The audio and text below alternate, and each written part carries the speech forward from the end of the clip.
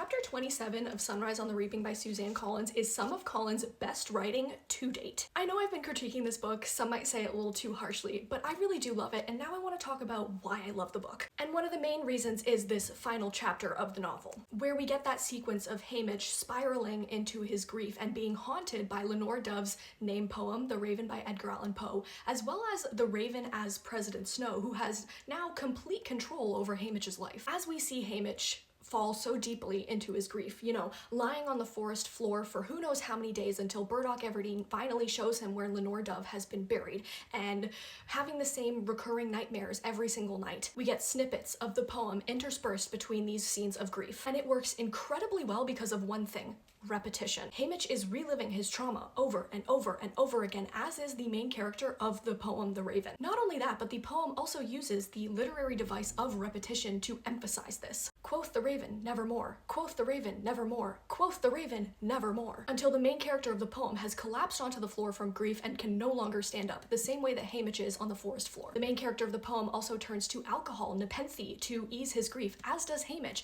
and the parallels are just incredibly well done. When this book first came out, there were people who were talking about how they skimmed over this chapter because they just didn't like the inclusion of the poems and the songs. What are you talking about? The songs and the poems are so integral to the entire series. They provide so much contextualization to help you understand the main characters. If you are one of those people who have skipped over the songs and the poems, go back and reread this chapter because you are missing out on some incredible writing. And I feel bad for you, honestly, because this is, wow. I have no words.